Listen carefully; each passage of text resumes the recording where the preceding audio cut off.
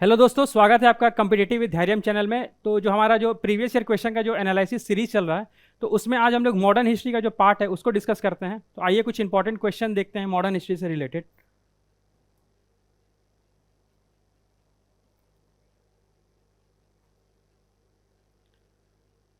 देखो, first question है, who was the founder of the British empire in India. ठीक है, ब्रिटिश एम्पायर में, ब्रिटिश एम्पायर के हु वाज द फाउंडर, जो कौन फाउंडर था ब्रिटिश एम्पायर का इंडिया में। ठीक है, तो इसका ऑप्शन दिया हुआ captain Sleemans, lord Minto, lord Clive, lord Mayo. तो इसका आंसर क्या हो जाएगा? आंसर लॉर्ड क्लाइव है। ठीक है, लॉर्ड रॉबर्ट क्लाइव इनका पूरा नाम था। और ब्रिटिश एम्पायर के बारे में हम लोग कुछ फैक्ट्स देख लेते हैं। एक्चुअली हुआ क्या कि 1600 में, ठीक है, 1600 में क्वीन एलिजाबेथ थी। ठीक है, क्वीन एलिजाबेथ। तो इन्होंने एक फरमान जारी किया था कि ब्रिटिश जो ईस्ट इंडिया कंपनी के लिए कि आप जाइए इंडिया में, आप जाके ट्रेड कर सकते हैं। ठीक है, तो ईस्ट इंडिया कंपनी, इनकी फरमान जारी होने के बाद ईस्ट इंडिया कंपनी इंडिया में ट्रेड करने के लिए आती है। और 1608 में ये सूरत में एक अपनी फैक्ट्री इस्टेब्लिश करते हैं ये। ठीक है, और जब क्वीन एलिजाबेथ जब फरमान जारी किया था, तो उस समय इंडिया में मुगल के जो एम्पेरर थे वो अकबर थे। तो ये भी एक फैक्ट हमें ध्यान में रखना है कि उस समय इंडिया में जो मुगल एम्पेरर थे वो कौन थे? अकबर थे। और फाइनली जब 1608 में सूरत में एक फैक्ट्री स्टेब्लिश हो जाता है, तो उस समय जो मुगल एम्पेरर थे वो जहांगीर थे। ठीक है, तो जहांगीर के समय में ये फाइनली अपना फैक्ट्री स्टेब्लिश कर लेते हैं सूरत में ब्रिटिशर्स। और अपने इस फैक्ट्री को और भी ज़्यादा एक्सपेंड करने के लिए एक ब्रिटिशर्स रिप्रेजेंटेटिव भेजते हैं। उनका नाम होता है, एक तो सबसे पहले भेजते हैं विलियम हॉकिंस। ठीक है, ये बात करते हैं जहांगीर से जाके कि आप किसी भी तरह से हमारा जो फैक्ट्री है उसको एक्सपेंड करने का इजाज़त दीजिए। और विलियम हॉकिंस काफ़ी माहिर इसलिए थे कि इनको काफ़ी ज़्यादा डिफरेंट लैंग्वेजेस भी आता था। तो ये जहांगीर से जैसे तुर्किश लैंग्वेज में भी काफ़ी अच्छे तरीके से बात करते थे। तो इसलिए इस वजह से जहांगीर जो था विलियम हॉकिंस को इंग्लिश खान का दर्जा भी दिया था। ठीक है, तो ये भी फैक्ट हम लोग ध्यान में रख सकते हैं कि इंग्लिश खान का जो दर्जा था वो विलियम हॉकिंस को दिया गया था। ठीक है, इंग्लिश खान, क्योंकि इंग्लिश भी आता था और ये मुस्लिम्स भाषा को भी काफ़ी अच्छे से यूज़ कर रहा था। और फिर फैक्ट्री को और ज़्यादा एक्सपेंड करने के लिए जहांगीर के कोर्ट में थॉमस रो भी आते हैं। ठीक है, तो ये भी हमें फैक्ट ध्यान में रखना है कि फाइनली ये 1609 में जाते हैं। ठीक है, 1609 के आसपास जाते हैं जहांगीर के पास। और थॉमस रो फैक्ट्री को और एक्सपेंड करने के लिए जहांगीर के कोर्ट में जाते हैं। और ये था ईयर लगभग 1615 के आसपास जाते हैं। तो ये कुछ फैक्ट्स देखें कि कैसे ब्रिटिश एम्पायर का जो ईस्ट इंडिया कंपनी है वो इंडिया में कैसे एक्सपेंड कर रहा था। फिर फाइनली लगभग 100 सवा 100 साल तक ये ब्रिटिशर्स वहाँ पे, ब्रिटिशर्स जो थे, ईस्ट इंडिया कंपनी जो ब्रिटिशर्स की थी वो अच्छे से ट्रेड करती है इंडिया में। फाइनली क्या आता है ना कि अब होता क्या है कि 1757 का समय आता है। ठीक है, उस समय क्या हो रहा था कि गवर्नर जनरल बन गए थे लॉर्ड रॉबर्ट क्लाइव इंडिया में। तो वैसे उस समय गवर्नर जनरल को बेसिकली इनका जो एरिया था जो ट्रेड करने का वो बेसिकली बंगाल वाले रीजन में था। तो वहाँ पे गवर्नर जनरल ऑफ बंगाल बोला जाता था। ठीक है, क्योंकि एरिया इनका सिर्फ बंगाल वाले रीजन में ज़्यादा उनका फैक्ट्री वगैरह इस्टेब्लिश था। ठीक है, तो गवर्नर जो भी गवर्नर वहाँ पे जो भी रूल कर रहे थे ब्रिटिशर्स की तरफ से, तो वो क्या थे, उनका नाम रखा गया गवर्नर जनरल ऑफ बंगाल। तो उस समय थे लॉर्ड रॉबर्ट क्लाइव। तो लॉर्ड रॉबर्ट क्लाइव जो है 1757 में, ठीक है, 1757 में एक बहुत ही इंपॉर्टेंट एक बैटल होता है जिसे हम लोग बैटल ऑफ पलासी के नाम से जानते हैं। ठीक है, बैटल ऑफ पलासी।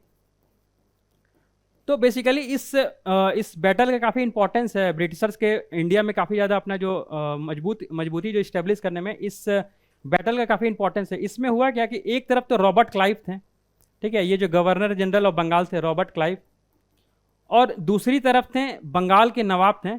ठीक है, बंगाल के नवाब थे सिराजुद्दौला।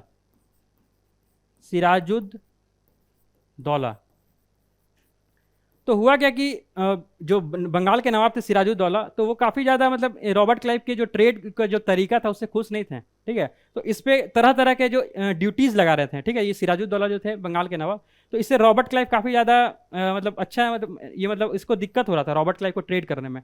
तो ये क्या करता है कि सिराजुद्दौला का जो इंपॉर्टेंट जो सेनापति होते हैं जैसे कि मीर जाफर थे, तो उनको क्या करता है अपने अपने मतलब बहकावे में ले लेता है और इनके अगेंस्ट में लड़ाई करने के लिए खड़ा कर देता है मीर जाफर को। तो इसके छल कपट से होता क्या ना कि रॉबर्ट क्लाइव इस जो बैटल ऑफ पलासी होता है उसमें जीत जाता है। तो ये एक मेजर पोर्शन होता है ब्रिटिशर्स का भारत में स्टेब्लिश होने का। ठीक है, तो इसका आंसर क्या हो जाएगा, who was the real founder of the British empire in India, तो इसका आंसर क्या हो जाएगा, लॉर्ड रॉबर्ट क्लाइव। ठीक है, फिर आगे हम लोग और देखते हैं कुछ क्वेश्चन में कि कैसे और भी ज़्यादा ब्रिटिशर्स मजबूत होते हैं यहाँ पे, तो कुछ आगे आने वाले क्वेश्चन में हम लोग इसको और अच्छे तरीके से देखते हैं। तो नेक्स्ट क्वेश्चन की ओर बढ़ते हैं हम लोग। ठीक है, हमारा सेकंड क्वेश्चन है। अच्छा, एक क्वेश्चन इसमें और चीज़ हम लोग देख सकते हैं इस वाले क्वेश्चन में कि जैसे बैटल ऑफ पलासी जब 1757 में हुआ तो रॉबर्ट क्लाइव क्या होता है कि जीत जाते हैं, यानी कि ब्रिटिशर्स जीत जाते हैं, और सिराजुद्दौला जो वहाँ का नवाब था वो हार जाता है। तो इसका एक इम्पैक्ट क्या होता है वो भी हम लोग देख लेते हैं। इसका इम्पैक्ट क्या होता है, इम्पैक्ट होता है क्या कि जो राइट्स है जैसे कि निजामत राइट्स, ठीक है, जो निजामत राइट्स का मतलब कि जो रेवेन्यू कलेक्शन होता था, ठीक है, जो बेसिकली होता था ये नवाब के पास, तो वो जो सारा जो रेवेन्यू कलेक्शन का जो पहले जो नवाब करते थे वो अब किसके पास आ गया, क्योंकि अब आ गया ब्रिटिशर्स के पास, मतलब मीन्स जो रॉबर्ट क्लाइव थे वो उनके पास आ गया, मतलब जो भी रेवेन्यू कलेक्शन होता था वो अब ब्रिटिशर्स कर रहे थे। और जो एडमिनिस्ट्रेटिव राइट था, ठीक है, एडमिनिस्ट्रेटिव राइट था वो दे दिया गया, जो नवाब थे उनको दे दिया गया कि आप एडमिनिस्ट्रेटिव राइट का दर्जा रखिए। लेकिन इससे दिक्कत क्या हुआ ना कि जो रेवेन्यू कलेक्शन का जो सारा चीज़ था वो ब्रिटिशर्स के पास आ गया, तो इससे क्या हुआ कि पावर का जो कंट्रोल था ना, सारा का सारा पावर कंट्रोल ब्रिटिशर्स के पास आ गया। लेकिन हुआ क्या कि जो एडमिनिस्ट्रेटिव राइट था वो बंगाल के नवाब को दे दिया गया। तो इससे हुआ क्या कि जो अकाउंटेबिलिटी वाला जो पार्ट था, मतलब कि जो उत्तरदायित्व मतलब जवाबदेही वाला पार्ट था वो दे दिया गया बंगाल के नवाब को। ठीक है, जो आगे आते हैं जो नवाब बनते हैं उनको दे दिया गया कि आप अकाउंटेबिलिटी तय कीजिए, और सारा का सारा पावर जो था ब्रिटिशर्स के पास आ गया। तो इसका इम्पैक्ट ये होता है कि सारा का सारा जो रेवेन्यू कलेक्शन का था जो चीज़ था वो ब्रिटिशर्स के पास आ गया। तो एक ये इसका इम्पैक्ट होता है इसका इस लड़ाई के। नेक्स्ट क्वेश्चन की ओर बढ़ते हैं हम लोग। सेकंड क्वेश्चन है हमारा, who was the first governor general of India. ठीक है, first governor general of India कौन बनता है। ठीक है, तो इस क्वेश्चन में ऑप्शन दिया हुआ है Lord Mayo, lord Lytton, lord Canning, lord Dufferin. तो एक चीज़ हम लोग देखते हैं कि पहले क्या होता था ना कि ब्रिटिशर्स बंगाल के रीजन में काफ़ी ज़्यादा इस्टेब्लिश थे। तो पहले क्या होता था कि जो भी गवर्नर बनते थे उनको हम लोग गवर्नर जनरल ऑफ बंगाल के नाम से बोलते थे। लेकिन हुआ क्या कि 1833 में एक चार्टर एक्ट आया था। ठीक है, 1833 में एक चार्टर एक्ट आया, तो इसमें बात कहा गया कि जो भी गवर्नर जनरल ऑफ बंगाल हैं उनको अब गवर्नर जनरल ऑफ बंगाल से गवर्नर जनरल ऑफ इंडिया बोला जाएगा। ठीक है, तो वो गवर्नर जनरल ऑफ इंडिया जो थे उनका वो फाइनली होते हैं विलियम बेंटिक। ठीक है, William Bentinck first governor general of India होते हैं और last governor general of Bengal. ठीक है, ये हमें फैक्ट ध्यान में रखना है कि first governor general of India कौन होते हैं, विलियम बेंटिक, और last governor general of Bengal कौन है, वो भी विलियम बेंटिक है। ठीक है, उसके बाद क्या होता है 1833 का जो चार्टर एक्ट आया उससे क्या हुआ कि गवर्नर जनरल ऑफ बंगाल का जो पद था वो खत्म हो गया। फिर क्या हुआ, गवर्नर जनरल ऑफ इंडिया का पद बोला जाने लगा। ठीक है, अब हम लोग देखते हैं इस विलियम बेंटिक के बारे में कुछ देख लेते हैं, कुछ इंपॉर्टेंट फैक्ट्स देख लेते हैं कि विलियम बेंटिक का क्या क्या कुछ योगदान रहा था उनके कार्यकाल के दौरान। तो जैसे कि हम लोग कुछ फैक्ट्स देख सकते हैं कि एबोलिशन ऑफ सती। ठीक है, एबोलिशन ऑफ सती जो था इन्हीं के कार्यकाल में हुआ था। ठीक है, जो सती प्रथा था लगभग 1829 में क्या हुआ था, एबोलिश हो गया था। ठीक है, तो ये एक इंपॉर्टेंट फैक्ट हमें ध्यान में रखना है। सेकंड अगर हम लोग देखते हैं तो एक देखे जैसे कि स्लेवरी वाला जो पार्ट था, स्लेवरी को भी इन्होंने ही एबोलिश करने का, स्लेवरी भी एबोलिश्ड। ठीक है, स्लेवरी भी एबोलिश्ड 1830 के दौरान शुरू हो गया था। ठीक है, लेकिन फाइनली क्या होता है ना कि लॉर्ड एलन हैं, लॉर्ड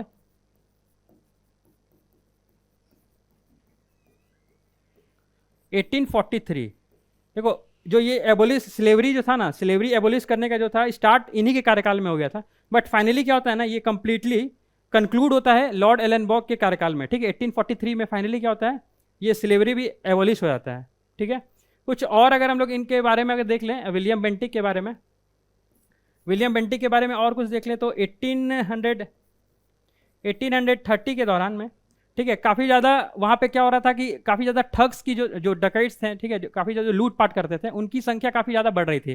ठीक है, तो उनको भी ख़त्म करने में, ठीक है, ठग्स के लिए जो भी ठग्स होते थे या फिर डकैट्स होते थे जो लूटपाट करते थे उनको भी ख़त्म करने के लिए एक डिपार्टमेंट बनाया जाता है। ठीक है, तो डिपार्टमेंट किसके अंडर में बनाया जाता है, कैप्टन स्लीमेंस के अंडर में बनाया जाता है, कैप्टन स्लीमेंस। ये भी फैक्ट हमें ध्यान में रखना है कि ये जो डिपार्टमेंट बनाया गया था वो किसके अंडर में बनाया गया था, कैप्टन स्लीमेंस के अंडर में बनाया गया था। ठीक है, तो ये कुछ फैक्ट्स हमें विलियम बेंटिक के में याद रखना है। और कुछ फैक्ट्स अगर हम लोग ध्यान में रख सकते हैं, जैसे कि जो इंग्लिश मीडियम एजुकेशन को भी इंट्रोड्यूस किया गया था, ठीक है, English as a medium of education, English as a medium of education, medium of education,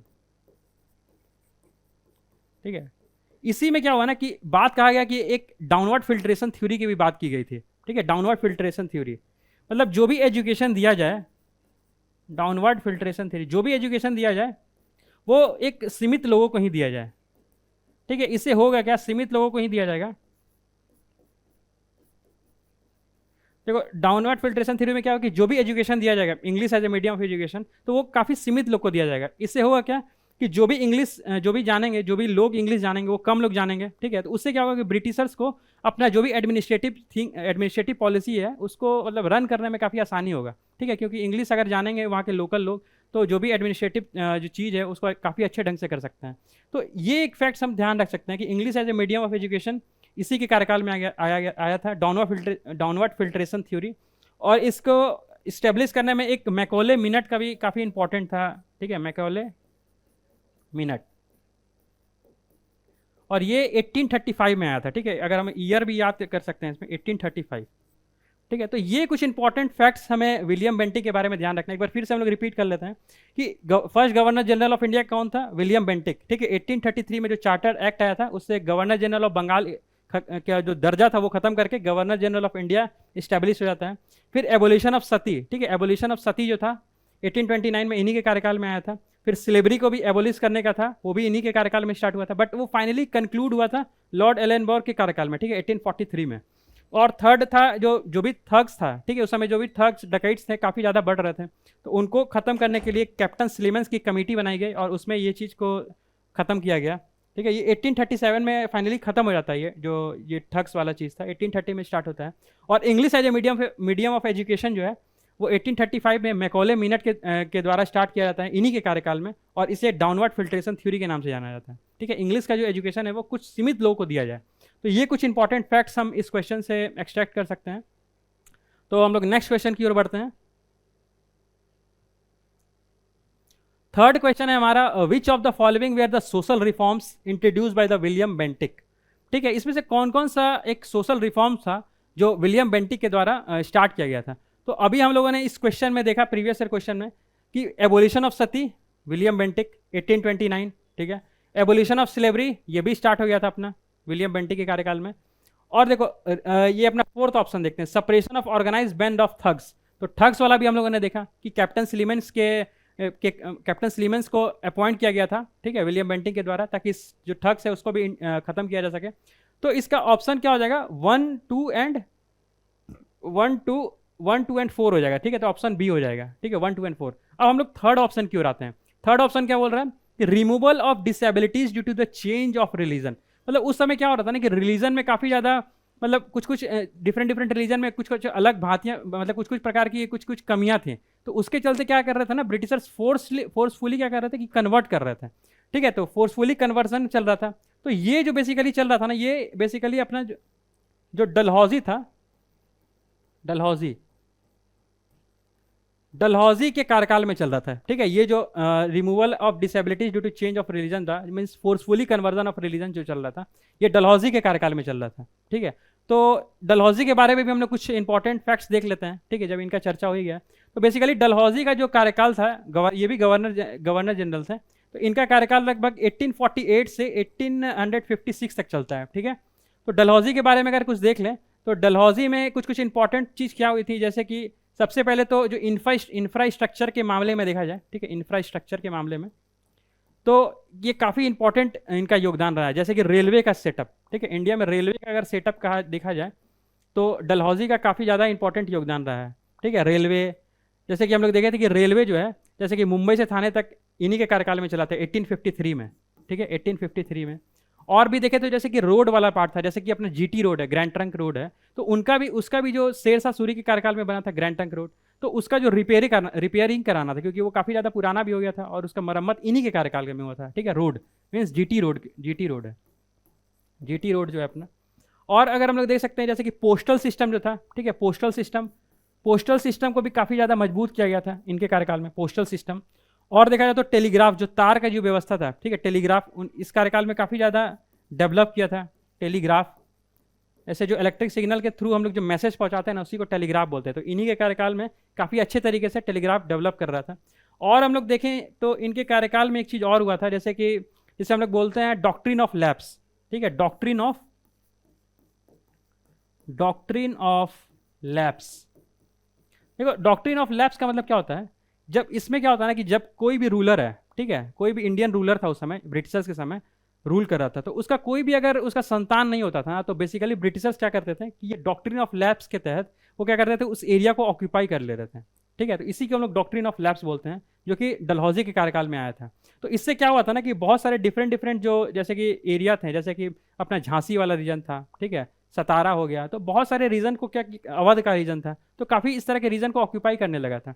तो जो हम लोग आगे देखेंगे कुछ क्वेश्चन में कि कैसे ये सारे कारण जो है बनते हैं 1857 का जो रिवोल्ट होता है, तो कुछ ये भी एक कारण रहता है, ठीक है, डॉक्ट्रिन ऑफ लैप्स वाला भी कारण रहता है 1857 वाले रिवोल्ट में।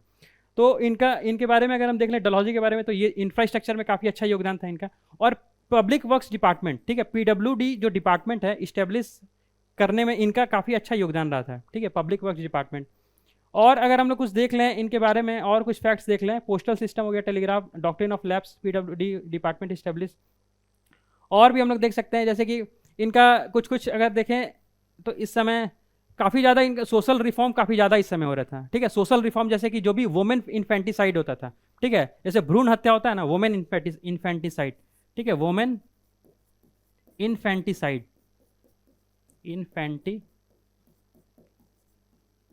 तो इनके कार्यकाल में ये वुमेन इन्फेंटिसाइड जो होता था, भ्रूण हत्या, जो गर्भ में ही बच्चे को मार दिया जा रहा था, ठीक है, तो इनके कार्यकाल में इन सब चीज़ों पे काफ़ी ज़्यादा ध्यान दिया गया था, ठीक है। तो ये कुछ इंपॉर्टेंट फैक्ट्स हम लोग डलहौजी के बारे में जान सकते हैं, ठीक है। तो ये कुछ इंपॉर्टेंट फैक्ट्स हम लोगों ने देख लिया इस क्वेश्चन से रिलेटेड।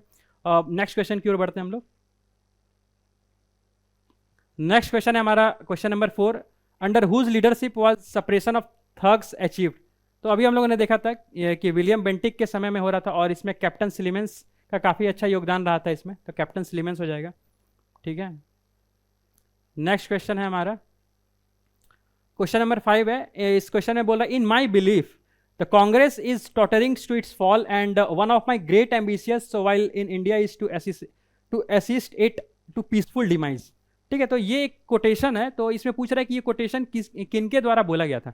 बेसिकली इस कोटेशन का मतलब ये है कि कांग्रेस जो है, जो कांग्रेस हम लोग देखेंगे कि 1885 में बन जाती है, ठीक है, 1885 में कांग्रेस बनती है, इंडियन नेशनल कांग्रेस।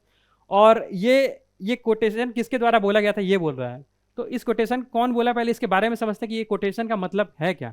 एक्चुअली इस कोटेशन का मतलब ये है कि ये जो भी बोल रहे हैं, ये कहना ये चाह रहा है कि कांग्रेस जो है अपने मतलब जो गिर रही है, कांग्रेस अपने एक निरंतर गिरने के प्रभाव में आगे बढ़ रही है, निरंतर गिरने के प्रभाव में आगे बढ़ रही है।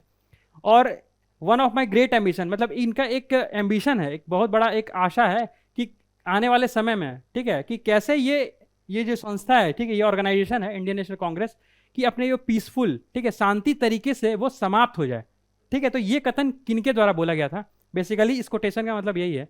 तो ये कोटेशन जो बोला गया था, ये लॉर्ड कर्जन के द्वारा बोला गया था, ठीक है, लॉर्ड कर्जन ने ये बोला था, ठीक है, इस लाइन को। तो देखो लॉर्ड कर्जन के बारे में भी हम लोग कुछ चर्चा कर लेते हैं, ठीक है, लॉर्ड कर्जन के बारे में कुछ देख लेते हैं, कुछ इंपॉर्टेंट फैक्ट्स। लॉर्ड कर्जन का कार्यकाल जो है 1899 से शुरू होता है और 1905 के अराउंड में चलता है। तो ये लॉर्ड कर्जन का कार्यकाल काफ़ी इंपॉर्टेंट होता है अपने इंडियन वाले जो ब्रिटिशर्स का जो सिस्टम होता है इंडिया में, तो इनका कार्यकाल काफ़ी इंपॉर्टेंट है। कुछ इंपॉर्टेंट स्टेप भी लिए जाते हैं इनके द्वारा, तो वो कुछ इंपॉर्टेंट स्टेप देख लेते हैं कि क्या क्या कुछ इंपॉर्टेंट स्टेप्स हैं। पहला अगर देखें तो Indian coinage and paper currency act इनके द्वारा लाया जाता है। Indian coinage and paper currency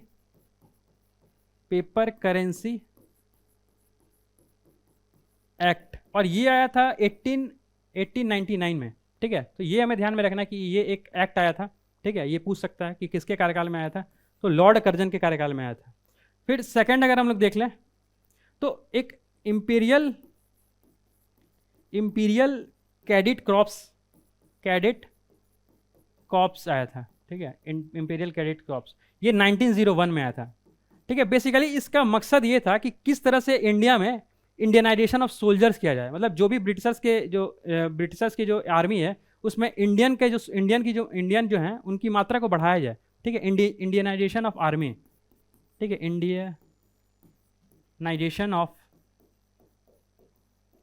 Indianisation of army किया जाए, ठीक है, ब्रिटिश सोल्जर में। तो इंपीरियल क्रेडिट कॉर्प्स का ये था। फिर थर्ड हम लोग देख लें कि इनका लॉर्ड कर्जन के कार्यकाल में क्या हुआ था। थर्ड देख ले तो एक एंशियंट मॉन्यूमेंट्स एक्ट भी आया था कि जो भी मॉन्यूमेंट्स मिल रहे हैं, ठीक है, एंशियंट मॉन्यूमेंट्स हैं, उनको अच्छी तरीके से प्रिजर्व किया जाए। एंशियंट मॉन्यूमेंट्स एक्ट ये आया था 1904 में, ठीक है, एंशियंट मॉन्यूमेंट एक्ट हो गया। और चौथा एक और चीज़ आया था, जैसे कि यूनिवर्सिटी एक्ट लाया गया था इनके कार्यकाल में, यूनिवर्सिटी एक्ट 1904, ठीक है। तो यूनिवर्सिटी एक्ट 1904 लाया गया था। इसमें जो हेड थे इस कमीशन के वो थॉमस रेले थे, ठीक है, थॉमस रेले थे। तो इस यूनिवर्सिटी एक्ट लाया गया था कि किस तरीके से कुछ यूनिवर्सिटीज़ में चेंजेस लाए जाए, ठीक है, ताकि जो भी एजुकेशन है उसको अच्छे तरीके से इंडिया में डेवलप किया जाए। तो बेसिकली इसका लाने का मकसद यही था, यूनिवर्सिटी एक्ट। कुछ और फैक्ट्स देख लेते हैं हम लोग, ठीक है, 4 फैक्ट्स तो हो ही गया, कुछ और फैक्ट्स देख लेते हैं। देखो इन्हीं के कार्यकाल में क्या होता ना कि पार्टीशन ऑफ बंगाल हुआ था, ठीक है, पार्टीशन ऑफ बंगाल, ठीक है। पार्टीशन ऑफ बंगाल का मतलब कि बंगाल का जो है ना विभाजन हो गया था इसमें, एक पूर्वी बंगाल और एक पश्चिमी बंगाल, ठीक है। तो एक फैक्ट ये भी ध्यान रखना है कि पार्टीशन ऑफ बंगाल हुआ था 1905 में, ठीक है।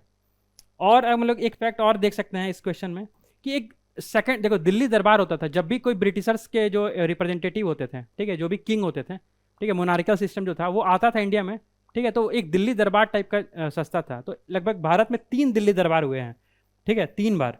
एक 1877 में हुआ है, ठीक है, फिर दूसरा 1903 में हुआ था और तीसरा 1911 में हुआ था, ठीक है। तो 3 दिल्ली दरबार हुआ था इंडिया में।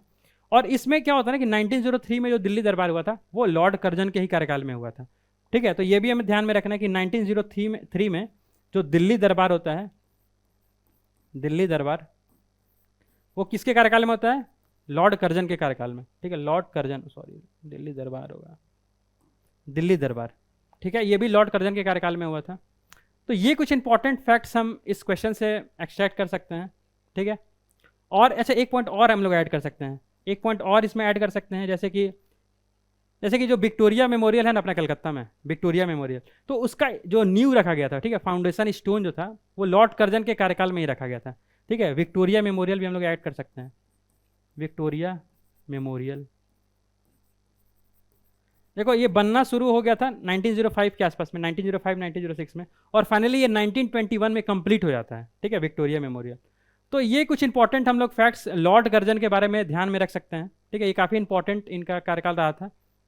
हम नेक्स्ट क्वेश्चन की ओर बढ़ते हैं हम लोग। हमारा नेक्स्ट क्वेश्चन है क्वेश्चन नंबर 6 कि ancient monument and preservation act 1904 was pass during the time of which governor general. तो अभी हम लोगों ने प्रीवियस क्वेश्चन में डिस्कस किया कि ये जो एक्ट था ancient monuments and preservation act, ये लॉर्ड कर्जन के कार्यकाल में आता है, ठीक है।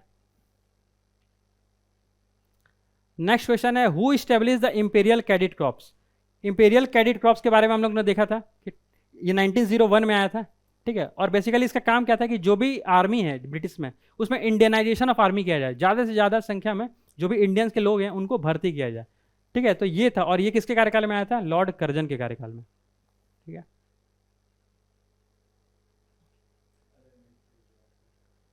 क्वेश्चन नंबर 8 है अपना, in which year was the university act was pass by lord Curzon. तो अभी हम लोगों ने डिटेल्स देखा इस क्वेश्चन के बारे में कि यूनिवर्सिटी जो एक्ट है वो पास होता है 1904 में लॉर्ड कर्जन के कार्यकाल में, और इसके जो हेड होते हैं वो थॉमस रेले होते हैं, ठीक है। इसके हेड जो होते हैं इस कमीशन के थॉमस रेले, ठीक है, थॉमस रेले होते हैं। एक बेसिकली इसमें होता क्या ना कि 1904 में तो आता है, बट इसमें होता क्या ना कि 1901 में शिमला में, ठीक है, 1901 में शिमला में एक एजुकेशन कॉन्फ्रेंस होता है, ठीक है। 1901 में एजुकेशन से रिलेटेड एक कॉन्फ्रेंस होता है और उसी में बात किया जाता है कि कैसे यूनिवर्सिटीज़ में, ठीक है, यूनिवर्सिटीज़ में एजुकेशन का जो सिस्टम है उसको काफ़ी अच्छे और बेहतर तरीके से इंडिया में डेवलप किया जाए, ठीक है। तो ये भी फैक्ट हम लोग याद कर सकते हैं कि 1901 में शिमला में एक कॉन्फ्रेंस हुआ था, ठीक है, और फाइनली ये एक्ट बन जाता है कि जो भी इसमें रिकमेंडेशन दिया गया है, ठीक है, और वो 1904 में ये एक्ट बन जाता है, ठीक है।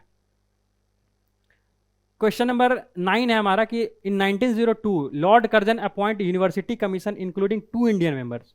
ठीक है, तो अभी हम लोगों ने देखा कि जो 1904 में यूनिवर्सिटी कमीशन था, तो उसको उसमें इसमें क्वेश्चन में पूछ रहा है कि 2 इंडियंस मेंबर कौन कौन थे। तो इसमें ऑप्शन दिया हुआ बाल गंगाधर तिलक, सुरेंद्र नाथ बनर्जी, गोपाल कृष्ण गोखले, रास बिहारी बोस, सैयद हुसैन बिलग्रामी, सुरेंद्र नाथ बनर्जी, सैयद हुसैन बिलग्रामी, जस्टिस गुरुदास बनर्जी। तो इसका आंसर क्या हो जाएगा? ऑप्शन डी हो जाएगा। ठीक है, इसके हेड कौन थे? थॉमस रेले थे, और इसमें 2 जो इंडियन मेंबर थे, सैयद हुसैन बिलग्रामी और जस्टिस गुरुदास बनर्जी। ठीक है, ये भी इंपॉर्टेंट क्वेश्चन है। नेक्स्ट क्वेश्चन की ओर बढ़ते हैं हम लोग। क्वेश्चन नंबर 10 है अपना। 10 क्या बोल रहा है? The viceroy who forward aggressive policy towards Afghanistan was. ठीक है, कौन से वायसराय थे जो काफ़ी एग्रेसिव पॉलिसी अफगानिस्तान की ओर रखे हुए थे? ठीक है, कौन थे? तो इसका आंसर क्या हो जाएगा? जैसे कि लॉर्ड मायो दिया पहला, Lord Lytton, Lord Dufferin, Lord Canning. तो इसका आंसर हो जाएगा लॉर्ड लिट्टन। ठीक है, जो लॉर्ड लिट्टन थे उनका काफ़ी ज़्यादा एग्रेसिव पॉलिसी था अफगानिस्तान की ओर। ठीक है, तो लॉर्ड लिट्टन के बारे में कुछ देख लेते हैं, इनका क्या क्या इंपॉर्टेंट योगदान रहा था। तो लॉर्ड लिट्टन के बारे में अगर हम लोग देख लें, तो लॉर्ड लिट्टन जो है, इनका कार्यकाल लगभग 1876 से 1880 तक रहा था। ठीक है, लॉर्ड लिट्टन का। और कुछ देख लें तो लॉर्ड लिट्टन का जो, देखो लॉर्ड लिट्टन का जो पॉलिसी रहता है, ठीक है, अफगानिस्तान में जो रूल करने का जो तरीका रहता है उनका, उनका फॉरवर्ड पॉलिसी के नाम से जाना जाता है। फॉरवर्ड पॉलिसी क्या रहता है? Forward policy, forward policy. ठीक है, फॉरवर्ड पॉलिसी रहता है। और इसके पहले जो भी जो गवर्नर जनरल या वायसराय होते थे, उनका जो तरीका होता था वो मास्टरली इनएक्टिविटी वाला होता था। मास्टरली इनएक्टिविटी, इसके बारे में समझते हैं कि मास्टरली इनएक्टिविटी क्या था और ये फॉरवर्ड पॉलिसी का मतलब क्या होता है। तो मास्टरली इनएक्टिविटी का मतलब होता है ना, और ये पॉलिसी जो था जॉन लॉरेंस करके थे, जॉन लॉरेंस। ठीक है, जॉन लॉरेंस थे। ठीक है, उनके द्वारा ये पॉलिसी अडॉप्ट किया गया था अफगानिस्तान के रीजन में, मास्टरली इनएक्टिविटी। बेसिकली इसमें होता क्या है कि इसमें अगर जो भी इंटरनल मैटर्स चल रहे हैं, ठीक है, बेसिकली ये अफगानिस्तान के रिस्पेक्ट में है, तो जो भी इंटरनल मैटर्स चल रहे हैं उस कंट्री में, तो उस इंटरनल मैटर्स में क्या था ना कि ब्रिटिशर्स उसमें उसमें पार्टिसिपेट नहीं करेंगे। ठीक है, जो भी अंदरूनी मुद्दा आपका जो चल रहा है, उसको आप मतलब अपने जो भी आप अपने ऊपर जो भी आप कर सकते हैं उसको समाप्त करने के लिए आप ही देखिए। ठीक है, तो ये मार्शल इनएक्टिविटी का मोटो था। बट हुआ क्या कि जो अफगानिस्तान का रीजन है, वहाँ से उस वाले रीजन से क्या हो रहा था ना कि रसिया जो है, रसिया का इन्फिल्ट्रेशन काफ़ी ज़्यादा बढ़ रहा था इंडिया की ओर। ठीक है, तो इस चीज़ को देखते हुए हुआ क्या ना कि जो अपने ये उस समय के जो गवर्नर थे या फिर वायसराय बोले, तो उस समय जो लॉर्ड लिट्टन थे ना, तो इस पॉलिसी को चेंज करके कि फॉरवर्ड पॉलिसी ले आते हैं। ठीक है, कि ऐसा नहीं होगा कि जो भी इंटरनल अफेयर्स का मुद्दा है आप अगर सुलझा नहीं पा रहे हैं तो हम सुलझाएंगे। तो इनका जो पॉलिसी था वो फॉरवर्ड पॉलिसी था। तो एक चीज़ हम ध्यान रख सकते हैं कि मास्टरली इनएक्टिविटी से ये फॉरवर्ड पॉलिसी का जो अप्रोच था वो लॉर्ड लिट्टन ने अडॉप्ट किया हुआ था। ठीक है, तो एक चीज़ हम इसमें ये ध्यान रख सकते हैं। और इसी में क्या होता है ना कि सेकेंड अफगान वार होता है। सेकेंड अफगान वार होता है। सेकेंड अफगान वार। ठीक है, सेकेंड अफगान वार किसके कार्यकाल में होता है? लॉर्ड लिट्टन के कार्यकाल में होता है। और इस वजह इस पॉलिसी की वजह से, ठीक है, ये फॉरवर्ड पॉलिसी की वजह से होता है। ठीक है, क्योंकि पहले तो ये वाला पॉलिसी अडॉप्ट किया हुआ था मास्टरली इनएक्टिविटी की, जो भी आपका इंटरनल अफेयर है आप सुलझाइए। बट इस पॉलिसी को छोड़ते हुए फॉरवर्ड पॉलिसी को अडॉप्ट कर लिया गया था। और इसी में क्या होता है कि सेकेंड अफगान वार होता है। और इसमें वहाँ का जो एक रूल कर रहा था, ठीक है, शेर अली था। ठीक है, शेर अली। तो उसको क्या किया गया, इसको हटा के इनको हटा दिया गया। तो इससे क्या हुआ ना कि अफगान में जो लोग थे वो काफ़ी ज़्यादा निराश थे। ठीक है, इनके हटाने से। तो इससे क्या हुआ कि ब्रिटिशर्स की तरफ क्या हुआ ना कि जो अप्रोच था अफगानी का वो काफ़ी ज़्यादा मतलब अच्छा नहीं रहा। मतलब ब्रिटिशर से वो लोग खुश नहीं थे। ठीक है, इनके हटने से शेर अली के द्वारा। अब देखा जाए तो ये तो सेकंड अफगान वार था। ठीक है, और फर्स्ट अफगान वार कब हुआ था? फर्स्ट अफगान वार हुआ था लॉर्ड ऑकलैंड के कार्यकाल में। ठीक है, तो ये भी हम लोग ध्यान में रख सकते हैं कि जो फर्स्ट अफगान वार हुआ था, फर्स्ट अफगान वार, ये किसके कार्यकाल में हुआ था? Lord Auckland. ठीक है, लॉर्ड ऑकलैंड। ये लगभग 1844 या 1843 के आसपास में हुआ था। ठीक है, तो ये हो गया। और लॉर्ड लिट्टन के बारे में लोग कुछ और फैक्ट्स देख लेते हैं। ये तो हुआ कि उनका क्या पॉलिसी था अफगान के रिलेटेड। ठीक है, एग्रेसिव पॉलिसी। अगर हम लोग लॉर्ड लिट्टन के बारे में देखें तो लॉर्ड लिट्टन का कुछ जैसे कि वर्नाकुलर प्रेस एक्ट था। Vernacular press act. ठीक है, इसको हम लोग गैगिंग एक्ट भी बोलते हैं। क्या बोलते हैं? Gagging act. देखिए वर्नाकुलर प्रेस एक्ट ये कब आया था, 1878 में आया था अपना। ठीक है, इस एक्ट के तहत में होता क्या था ना कि जो भी प्रेस थे, ठीक है, उस समय के जो भी प्रेस थे उनको काफ़ी ज़्यादा रिस्ट्रिक्शन दिया गया था कि आप इस तरह की चीज़ें को नहीं छाप सकते हैं न्यूज़ में। ठीक है, तो इन्हीं के कार्यकाल में लाया गया था वर्नाकुलर प्रेस एक्ट। ठीक है, तो एक ये इंपॉर्टेंट पॉइंट हो सकता है अपना। और हम लोग कुछ देख लें तो एक लॉर्ड डफरिन के बारे में भी देख सकते हैं कि लॉर्ड डफरिन के बारे में अगर हम लोग देख लें, लॉर्ड डफरिन का जो कार्यकाल था, लॉर्ड डफरिन का कार्यकाल 1885 के अराउंड था। तो इसी के समय क्या होता है ना, लॉर्ड डफरिन के कार्यकाल में ही इंडियन नेशनल कांग्रेस, ठीक है, आईएनसी क्या होता है, इस्टेब्लिश होती है। ठीक है, लॉर्ड डफरिन के कार्यकाल में ही। ठीक है, और लॉर्ड कैनिंग के बारे में हम लोग देख सकते हैं। ये तो लॉर्ड डफरिन के कार्यकाल में क्या हुआ, आईएनसी इस्टेब्लिश किया गया। ठीक है, और लॉर्ड कैनिंग के बारे में, ठीक है, जो डी ऑप्शन दिया हुआ है लॉर्ड कैनिंग, तो लॉर्ड कैनिंग के कार्यकाल में ही क्या हुआ था, 1857 का जो रिवॉल्ट हुआ था इन्हीं के कार्यकाल में हुआ था, लॉर्ड कैनिंग के कार्यकाल में। और भी कुछ इंपॉर्टेंट अगर हम लोग देख सकते हैं, इधर मैं लिख देता हूँ लॉर्ड कैनिंग, लॉर्ड कैनिंग। ठीक है, लॉर्ड कैनिंग, तो लॉर्ड कैनिंग के कार्यकाल में क्या होता है, 1857 का रिवॉल्ट हुआ था। ठीक है, कुछ और फैक्ट्स देख लें तो जैसे कि मुंबई, ठीक है, मुंबई में बॉम्बे, या फिर मुंबई को बॉम्बे बोलते थे पहले, बॉम्बे, बंगाल, मद्रास में यूनिवर्सिटीज सेटअप किया गया था। ठीक है, यूनिवर्सिटीज सेटअप किया गया था।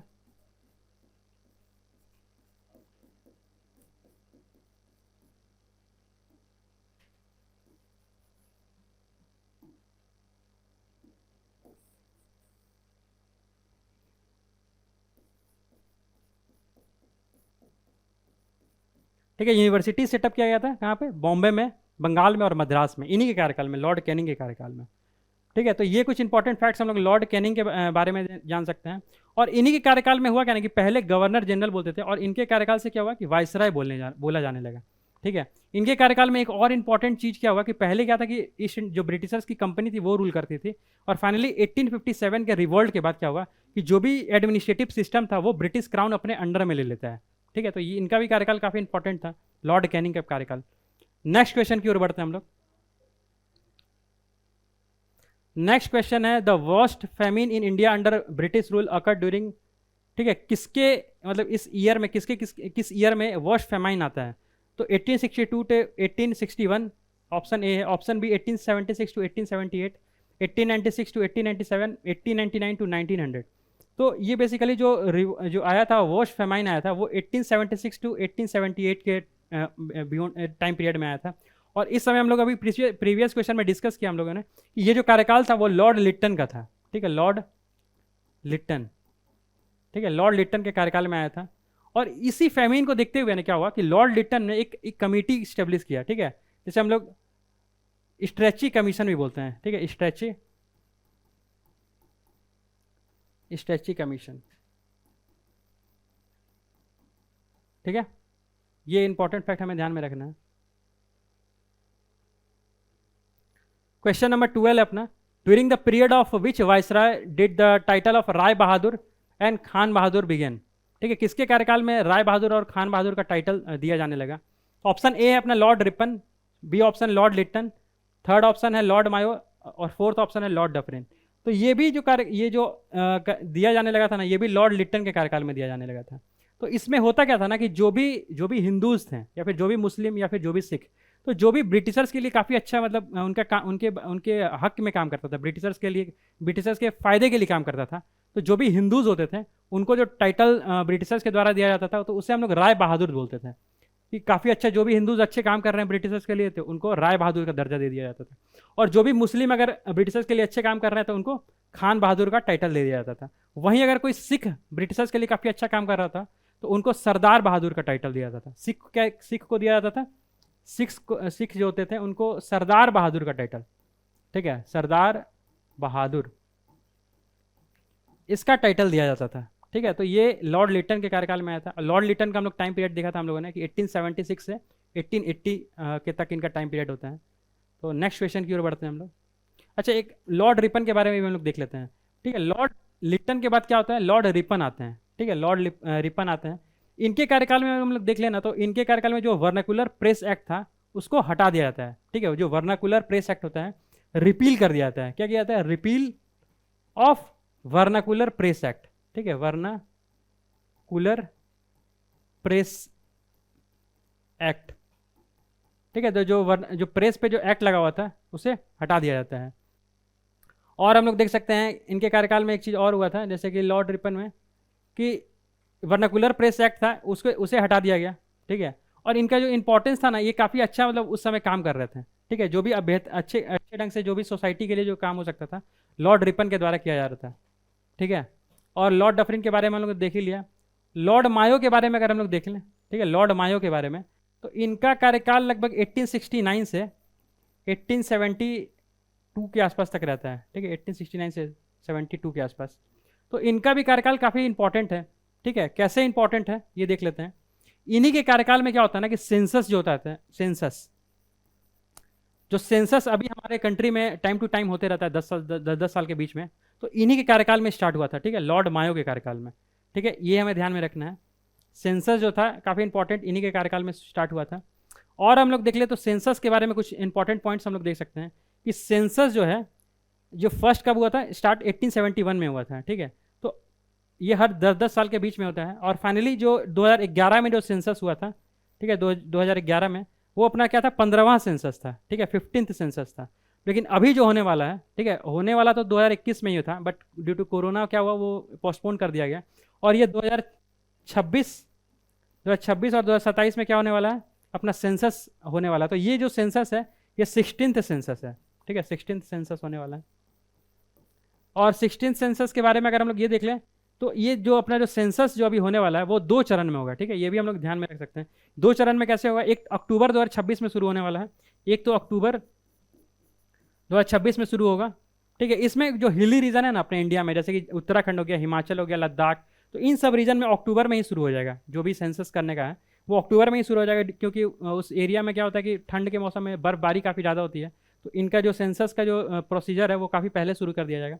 और बाकी जो रेस्ट इंडिया है ना, उनका 1 मार्च 2027 से पूरे इंडिया में सेंसस किया जाएगा। तो ये काफ़ी इंपॉर्टेंट हो सकता है हमारे एग्जाम के परस्पेक्टिव से, ठीक है। तो लॉर्ड मायो का योगदान था सेंसस करवाने में, तो ये फैक्ट हम ध्यान में रख सकते हैं। बट इनका कुछ पॉलिसीज था, ठीक है, इनके कुछ और, जैसे कि हम लोग देख सकते हैं कि नेशनल स्टैटिकल सर्वे, ठीक है, नेशनल स्टैटिकल सर्वे, ठीक है, नेशनल स्टैटिकल सर्वे होता था। तो इन्हीं के कार्यकाल में ये इस चीज़ को डेवलप किया गया था, ठीक है, इस्टेब्लिश किया गया था नेशनल स्टैटिकल सर्वे। और इनके बारे में अगर देखा जाए ना, तो इनका कार्यकाल भी काफ़ी ज़्यादा अच्छा नहीं रहा था, क्योंकि इनकी कुछ ऐसे पॉलिसीज़ थे जिससे हुआ क्या कि एक ये जब लॉर्ड मायो को शेर अली, ठीक है, शेर अली को एसेसिनेट कर दिया गया था, ठीक है। तो एक ऐसे यही गवर्नर जनरल थे या फिर वायसराय कर लो, कि इनको इनके कार्यकाल में क्या किया गया, इनको एसेसिनेट किया गया था लॉर्ड मायो को, ठीक है। तो ये भी फैक्ट हम ध्यान में रख सकते हैं। तो इस क्वेश्चन से हम लोग कुछ इंपॉर्टेंट फैक्ट्स हम लोगों ने देख लिया। नेक्स्ट क्वेश्चन की ओर बढ़ते हैं हम लोग, ठीक है। अपना नेक्स्ट क्वेश्चन है, who is known as a father of dyarchy, ठीक है। फादर ऑफ डायरकी से किसे बोला जाता है, कौन थे फादर ऑफ डायरकी? तो इसका आंसर क्या हो जाएगा? जैसे ऑप्शन ए दिया हुआ lord Clive, Hector Munro, lord Macaulay, sir Leonis Curtis. तो इसका आंसर क्या हो जाएगा?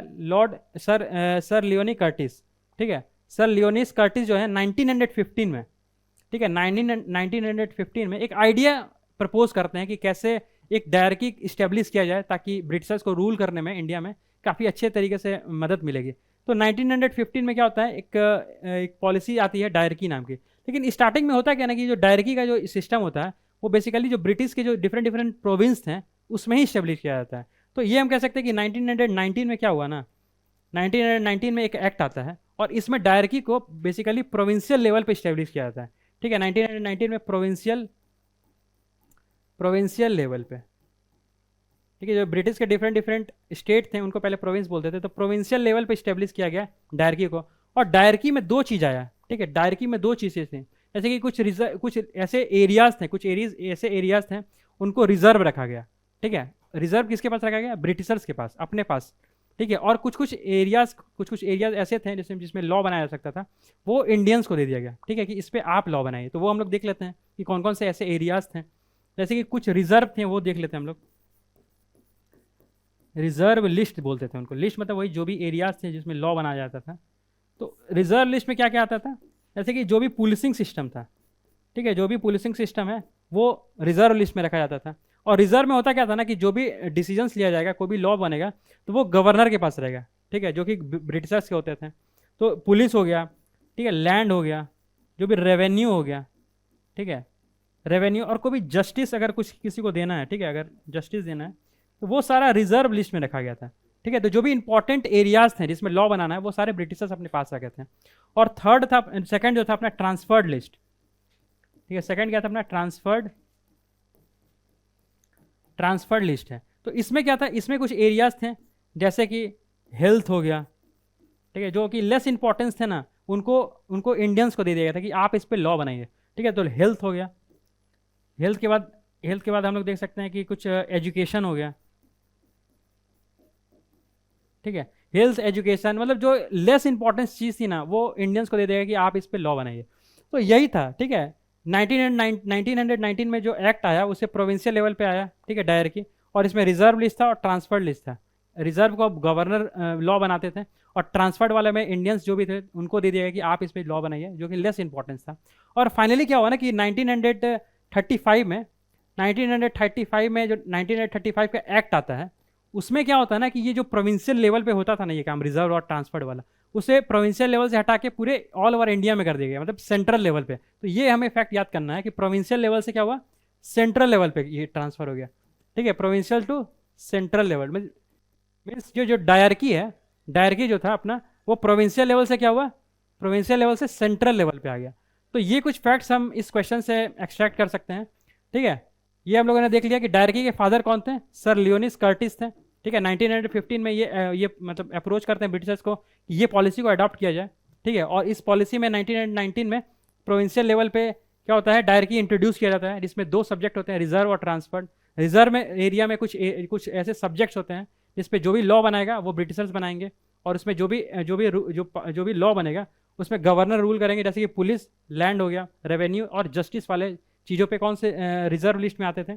और एक और अपना जो लिस्ट था ट्रांसफर्ड वाला, जिसमें लेस इंपॉर्टेंस चीज़ थी, उसमें इंडियंस को रखा गया कि आप इस पे लॉ बनाइए, ठीक है। तो इसमें जैसे कि हेल्थ हो गया, एजुकेशन हो गया, इन तमाम चीज़ों को रखा गया ट्रांसफर्ड वाले में। और फाइनली होता क्या कि जो 1919 का जो एक्ट था, ठीक है, और ये जो कि जो प्रोविंशियल लेवल पे चल रहा था, उसे फाइनली ऑल ओवर इंडिया में अडॉप्ट कर दिया गया, ठीक है। तो ये भी हमें ध्यान में रखना है। नेक्स्ट क्वेश्चन की ओर बढ़ते हैं हम लोग। In the context of Indian history the principal of dyarchy, इसमें होता क्या था, division of central legislature into two houses, introduction of double government that is central and state government. Third option है having two seats of rulers, one in India and another in Delhi.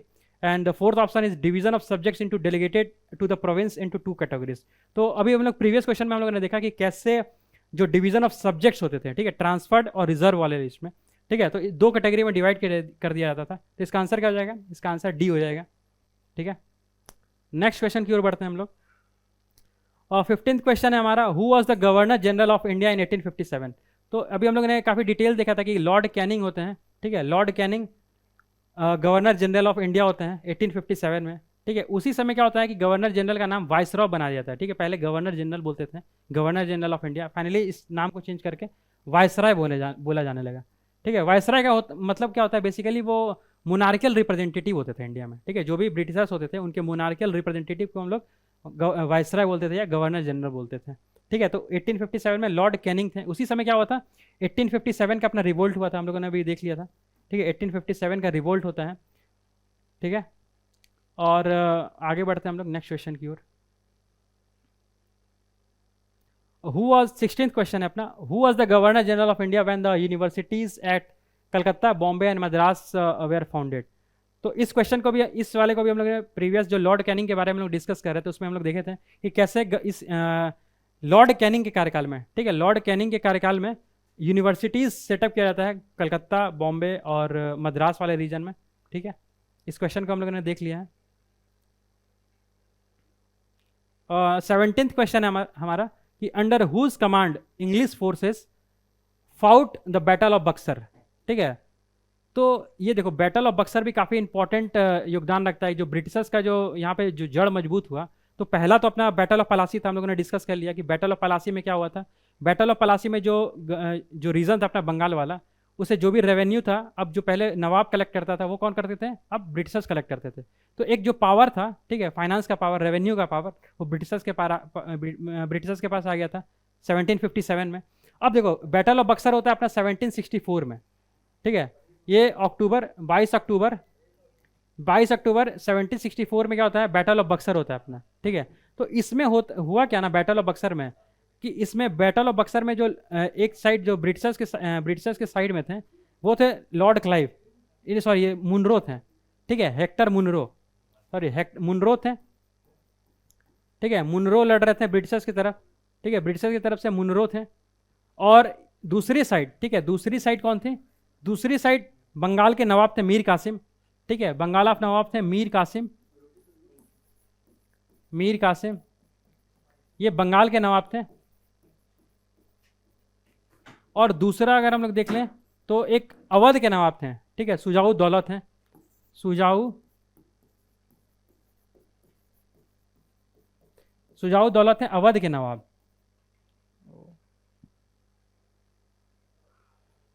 सुजाऊ दौलत हैं अवध के नवाब। और तीसरा जो था ब्रिटिश के empire थे वो शाह आलम, शाह आलम, ठीक है, शाह आलम होते हैं ब्रिटिश के एम्पायर। तो ये तीनों मिलके हुआ क्या ना कि बैटल ऑफ बक्सर, देखो बैटल ऑफ पलासी में क्या हुआ कि ब्रिटिशर्स बंगाल वाले रीजन में रूल करने लगे थे, ठीक है, उनके अंडर में काफ़ी अच्छा कमांड आ गया था। तो इसमें हुआ क्या, बैटल ऑफ बक्सर के समय में, क्योंकि इसमें जो भी नवाब जो रूल कर रहे थे, ठीक है, बंगाल में मीर कासिम, तो उसमें ब्रिटिशर जो थे काफ़ी ज़्यादा हस्तक्षेप कर रहे थे, उनके रूलिंग एक्टिविटीज़ में काफ़ी ज़्यादा हस्तक्षेप था। तो इससे परेशान होकर जो मीर कासिम होता है अवध के नवाब के पास जाता है, सुजाऊ दौला के पास, तो वो सारा परेशानी बताता है कि इस तरह से ब्रिटिशर्स परेशान कर रहे हैं हमें रूल करने में। तो फाइनली मीर कासिम, सुजाऊ दौला और शाह आलम तीनों का जो सेना होता है और तीनों मिलते हैं और प्लान बनाते हैं कि कैसे ब्रिटिशर से लड़ा जाए। तो फाइनली 22 अक्टूबर 1764 का दिन आता है और इसमें फाइनली ब्रिटिशर्स की सेना एक तरफ मुनरो के अंडर में रहती है और दूसरी तरफ ये तीनों इनकी सेना रहती है। और फाइनली इसमें होता क्या है कि जो तीनों सेना होती हैं इनकी, ये हार जाती हैं और ब्रिटिशर्स जीत जाते हैं। तो इस जीत से होता क्या ना, इस जीत से होता क्या है कि 1765 में, ठीक है, इसमें तो ये हार जाते हैं, ये जो भी नवाब थे बंगाल के, अवध के, और शाह आलम जो मुगल के एम्पायर थे। तो इससे क्या हुआ कि 1765 में इनके हारने के बाद एक ट्रीटी ऑफ इलाहाबाद होता है, ठीक है, ट्रीटी ऑफ इलाहाबाद। तो इसमें हुआ क्या कि जो भी पहले तो बंगाल का रीजन ही ब्रिटिशर्स के पास था, बट इस ट्रीटी से क्या हुआ ना कि जो भी बंगाल, बिहार, उड़ीसा वाले जो रीजन थे, तो उनमें जो भी रेवेन्यू कलेक्शन होता था वो अब सारा का सारा पावर किसके पास आ गया, ब्रिटिशर्स के पास आ गया। और अवध वाला रीजन था वो भी इनके अंडर में आ गया, ब्रिटिशर्स के। तो इस ट्रीटी से क्या हुआ ना कि इस वाले बैटल ऑफ बक्सर से ब्रिटिशर का जो जड़ था भारत में वो और काफ़ी ज़्यादा मजबूत हो गया, ठीक है। तो इस बैटल का काफ़ी ज़्यादा इंपॉर्टेंस है ब्रिटिशर्स का इस्टेब्लिश होने में इंडिया में, ठीक है। नेक्स्ट क्वेश्चन की ओर बढ़ते हैं हम लोग। हमारा नेक्स्ट क्वेश्चन है question number 18, who among the following was were associated with the introduction of the ryotwari system in India during British rule, ठीक है। तो रायतवारी सिस्टम इस्टेब्लिश हुआ तो उसमें किसका योगदान इसमें काफ़ी ज़्यादा था, क्वेश्चन ये पूछ रहा है। ऑप्शन में दिया हुआ है Lord Cornwallis, Alexander Reid, Thomas Munro. तो इसका आंसर क्या हो जाएगा, इसका आंसर हो जाएगा अलेक्जेंडर रीड और Thomas Munro, means option number C हो जाएगा अपना। तो इसमें क्या हुआ था ना कि अलेक्जेंडर रीड और थॉमस मुनरो के द्वारा इसमें काफ़ी ज़्यादा योगदान रहा था रयतवारी सिस्टम इस्टेब्लिश करने में। तो रयतवारी सिस्टम के बारे में हम लोग कुछ इंपॉर्टेंट जो फैक्ट्स है वो देख लेते हैं। देखो रयतवारी सिस्टम जो था ये बेसिकली जो साउथ वाला रीजन है अपना तमिलनाडु, जो मद्रास वाला बेसिकली रीजन है, ठीक है, मद्रास, उस वाले रीजन में रयतवारी सिस्टम को इस्टेब्लिश किया गया था, ठीक है। इसमें एक चीज़ होता क्या था ना, इसमें इंपॉर्टेंट होता क्या था कि रॉयत बोलते थे, रॉयत का मतलब होता है कि जो भी इंडिविजुअल कल्टिवेटर्स होते थे, ठीक है, जो भी इंडिविजुअल कल्टिवेटर है वो क्या करते थे कि बेसिकली जो भी रेंट होता था वो ब्रिटिशर्स को जाके पे करते थे, ठीक है। तो इसका ये इंपॉर्टेंस था कि जो भी इंडिविजुअल कल्टिवेटर है वो डायरेक्टली क्या है, ओनर है लैंड के, और वो डायरेक्टली रेंट पे कर रहे हैं ब्रिटिशर्स को, ठीक है। और इसमें अगर हम लोग देखें तो ये एरिया जो लगभग पूरे इंडिया में जो ये एरिया था ये कवर करता था लगभग 51%, ठीक है, 51% जो ब्रिटिशर्स के एरिया थे उसमें रयतवारी सिस्टम जो था एप्लीकेबल था, ठीक है। तो रयतवारी सिस्टम के बारे में हम लोग ये चीज़ देख सकते हैं इंपॉर्टेंट, ठीक है। और इसमें एक चीज़ और देख सकते हैं, देखो रयतवारी सिस्टम में एक चीज़ और देख सकते हैं कि जो भी ड्राई लैंड होते थे, ठीक है, जो वैसे लैंड जहाँ पे पानी की कमी थी, ठीक है, ड्राई लैंड, ठीक है, तो वहाँ पे जो रेंट पे करते थे वो 50% पे किया जाता था। ठीक है, कि आप जो भी प्रोड्यूस कर रहे हैं उसका 50% आपको पे करना होगा। और दूसरा क्या होता था, एक इरीगेटेड लैंड होता था। ठीक है, इरीगेटेड लैंड, इरीगेटेड लैंड जहाँ पे सिंचाई की व्यवस्था काफ़ी अच्छी होती थी, तो वहाँ पर रेंट जो था वो ज़्यादा लिया जाता था, वो लगभग 60% ऑफ प्रोड्यूस लिया जाता था। ठीक है, तो एक चीज़ और हम इस रोयतवारी सिस्टम से जान सकते हैं। ठीक है, तो इसमें हम लोगों ने देख लिया कि ये थॉमस मुनरो और अलेक्जेंडर रीड के बदौलत आया हुआ था। ठीक है, रयतवारी। और नेक्स्ट क्वेश्चन की ओर बढ़ते हैं हम लोग। नेक्स्ट क्वेश्चन है हमारा 19th question. Who among the following viceroys was stabbed to death in Andaman island. ठीक है, तो ये हम लोग इस क्वेश्चन को भी हम लोगों ने देखा था अभी, जो हम लोग प्रीवियस क्वेश्चन डिस्कस कर रहे थे हम लोग, तो उसमें देखा था कि कैसे लॉर्ड मायो को, ठीक है, लॉर्ड मायो को, जो इनका कार्यकाल 1869 से 1872 तक रहता है, और इन्हीं के कार्यकाल में जो शेर अली होते हैं, ठीक है, अफगान के जो पठान होते हैं, उन्होंने इनको क्या किया था, एसेसिनेट कर दिया था। ठीक है, तो ये भी पूछा जाता है कि कौन ऐसे गवर्नर जनरल हैं जिनको अपने कार्यकाल के दौरान उनको एसेसिनेट किया जाता है, तो लॉर्ड मायो थे। ठीक है, ये काफ़ी इंपॉर्टेंट फैक्ट्स है, और इनके बारे में भी हम लोगों ने देख लिया था कि कैसे इन्हीं के कार्यकाल में सेंसस स्टार्ट किया गया था। ठीक है, सेंसस इन्हीं के कार्यकाल में स्टार्ट हुआ था। हम लोगों ने देखा भी पीछे क्वेश्चन में कि सेंसस जो है 1871 में स्टार्ट होता है। ठीक है, और सेंसस जो है इनके कार्यकाल में स्टार्ट हुआ, और फाइनली अभी जो 2011 का जो सेंसस है वो 15 सेंसस था, और अभी जो होने वाला है, ठीक है, अभी 2021 में बेसिकली होने वाला था, बट ड्यू टू कोरोना वो क्या हो गया था, पोस्टपोन हो गया था। तो अब जो होने वाला है वो 16th सेंसस होने वाला है, और ये भी 2 चरण में होगा। ठीक है, एक अक्टूबर 2026 में होगा और एक मार्च में शुरू होगा। ठीक है, अक्टूबर 2026 में जो होगा वो हिली रीजन्स में होंगे, क्योंकि वहाँ पे स्नो आ जाते हैं, तो इसलिए वो हो जाएगा 2026। और फाइनली मार्च में क्या होगा, जो डिफरेंट रेस्ट ऑफ इंडिया है वहाँ पे होगा। तो ये सब चीज़ हम लोगों ने देख लिया था। ठीक है, नेक्स्ट क्वेश्चन की ओर बढ़ते हैं हम लोग। क्वेश्चन नंबर 20 अपना, which one of the following statement does not apply to the system of subsidiary alliances by Lord Wellesley. ठीक है, पहले तो इस क्वेश्चन में ही हमारा एक क्वेश्चन छुपा, कुछ एक आंसर छुपा हुआ है कि जो सब्सिडरी अलायंस है वो किसके द्वारा स्टार्ट किया गया था। ठीक है, सब्सिडरी अलायंस किसके द्वारा स्टार्ट किया गया था, लॉर्ड वेल्सली। तो पहला क्वेश्चन हमें यही ध्यान में रखना है, एक क्वेश्चन से ही हमारा एक फैक्ट तैयार हो सकता है कि सब्सिडरी अलायंस लॉर्ड वेल्सली के द्वारा स्टार्ट हुआ था, और ये 1799 के आसपास स्टार्ट हुआ था। ठीक है, लॉर्ड वेल्सली के द्वारा subsidiary alliance.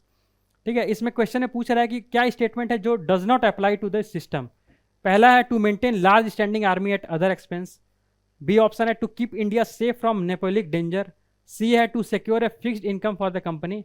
And D option है to establish the British paramountcy over the Indian state. तो इसमें हम लोग देख सकते हैं कि सब्सिडी अलायंस का मकसद ही यही था कि किस तरीके से लार्ज स्टैंडिंग आर्मी दूसरे के खर्च पे रखा जा सके। ठीक है, जो भी स्टेट्स हैं, ठीक है, जो भी स्टेट्स होते थे उनको वहाँ पे जो भी आर्मी होगी, रूलर है, उनके एक्सपेंस पे यहाँ पे रखा जा सके। ठीक है, तो पहला ऑप्शन अपना ये सही है। ठीक है, सेकंड अपना क्या था, to keep India safe from Napoleonic danger. तो हम लोग देख सकते हैं इनका जो कार्यकाल था लगभग 1799 के आसपास का था। तो इस समय क्या हो रहा था कि नेपोलिक का जो एक्सपेंशन था फ्रांस वाले रीजन में काफ़ी ज़्यादा बढ़ रहा था। ठीक है, तो उसी से बचने के लिए जो ब्रिटिशर्स थे वो सब्सिडरी अलायंस अडॉप्ट किए थे, ताकि जो भी नेपोलियन का जो वर्चस्व है जो बढ़ रहा है फ्रांस से दूसरे कंट्री में, ताकि उससे अपने कंट्री में मिलाया जा सके, तो उससे रोकने के लिए सब्सिडरी अलायंस लॉर्ड वेल्सली के द्वारा स्टार्ट किया गया था। तो ये भी ऑप्शन अपना सही है, और अपना ये भी सही है, ब्रिटिश पारामंसी ओवर इंडियन स्टेट, मतलब जो भी इंडियन स्टेट्स हैं उन पे अपना आधिपत्य मतलब स्टेब्लिश किया जा सके। ठीक है, अपना इंपॉर्टेंस स्टेब्लिश किया जा सके जो भी इंडियन स्टेट्स हैं। तो ये भी सही है, बट ये to secure a fixed income for the company ये गलत है। ठीक है, तो डज नॉट अप्लाई क्या होगा, सी ऑप्शन क्या अपना रॉन्ग है। ठीक है, नेक्स्ट क्वेश्चन की ओर बढ़ते हैं हम लोग। हमारा नेक्स्ट क्वेश्चन है 22nd। The famous battle of Wandi was in 1760 was fought by the Britishers against whom. ठीक है, 1760 में जो बैटल ऑफ वांडी वॉज हुआ था, ठीक है, वो जो हुआ था वो ब्रिटिशर्स के अगेंस्ट हुआ था, और किसके अगेंस्ट में हुआ था। ठीक है, तो ये पूछ रहा है। ठीक है, तो इस क्वेश्चन में हम देख सकते हैं कि इसका बेसिकली जो बैटल ऑफ वांडी वॉस हुआ था वो फ्रेंच के बीच में हुआ था। ठीक है, और ब्रिटिशर्स के बीच में हुआ था, और इसे 7 ईयर वॉर्स भी बोलते हैं। ठीक है, 7 ईयर वॉर भी बोलते हैं, 7 ईयर वॉर भी बोलते हैं। और इसमें हमें एक चीज़ फैक्ट्स ये याद कर सकते हैं कि ब्रिटिशर्स की तरफ से कौन लड़ रहा था, ठीक है, और फ्रेंच की तरफ से कौन लड़ रहा था। तो ब्रिटिशर्स की तरफ से बेसिकली इसका आंसर क्या हो जाएगा, famous battle of Wandi was fought with Britishers and French हो जाएगा।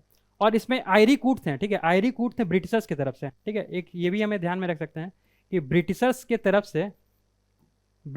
तरफ से आयरी कूट लड़ रहे थे, आयरी कूट। और फ्रेंच की तरफ से कौन लड़ रहे थे? तो कॉम्ट डी लेली थे, ठीक है, फ्रेंच की तरफ से कॉम्टे दे डी लेली। ठीक है, तो ये फैक्ट्स हम ध्यान में रख सकते हैं कि बैटल ऑफ पॉन्डिबस कब हुआ था? 1760 में। इंग्लिश, ब्रिटिशर्स और फ्रेंच के बीच में हुआ था। और किस कौन कौन लड़ रहे थे? ब्रिटिशर्स की तरफ से ये लड़ रहे थे, ठीक है, आयरी कूट, और फ्रेंच की तरफ से कॉम डी लेली। ठीक है, ये कुछ फैक्ट्स हमें इस क्वेश्चन से रिलेटेड ध्यान में रखना है। नेक्स्ट क्वेश्चन की ओर बढ़ते हैं हम लोग। 23rd क्वेश्चन है हमारा, commander in chief of English force during Buxar war. ठीक है, बक्सर वॉर के समय कमांडर चीफ कौन था? तो हम लोगों ने डिटेल देखा था इस क्वेश्चन को कि थॉमस मुनरो थे। ठीक है, वन साइड ब्रिटिशर्स की तरफ से थॉमस मुनरो थे और दूसरी साइड मीर कासिम थे, बंगाल ऑफ नवाब के थे बंगाल के, और अवध के थे नवाब सुजाउद्दौला, और ब्रिटिश एम्पायर थे शाह आलम। तो ये डिटेल हम लोगों ने देखा था कि ट्रीटी ऑफ इलाहाबाद हुआ था, तो अपना मुनरो आंसर हो जाएगा। नेक्स्ट क्वेश्चन की ओर बढ़ते हैं हम लोग। हमारा नेक्स्ट क्वेश्चन है question number 24, which one of the following places was famous as the capital of Tipu Sultan. ठीक है, कि टीपू सुल्तान का जो कैपिटल कौन सा फेमस था? श्रीरंगपट्टनम, गुलबर्गा, हम्पी एंड हैदराबाद। तो इसका आंसर क्या हो जाएगा? श्रीरंगपट्टनम। ठीक है, श्रीरंगपट्टनम जो था कैपिटल था अपना, ठीक है, मैसूर का। तो अब टीपू सुल्तान के बारे में तो और भी कुछ हम लोग फैक्ट्स देख लेते हैं। जैसे कि इसमें हुआ क्या ना कि 4 वॉर हुआ था, 4 वॉर हुआ था इसमें। ठीक है, 4 वॉर के बारे में देख लेते हैं। पहला वॉर होता है first Anglo Mysore war, first Anglo Mysore war. ठीक है, ये 1780 टू 1784 में हुआ था। ठीक है, नहीं एक सेकेंड,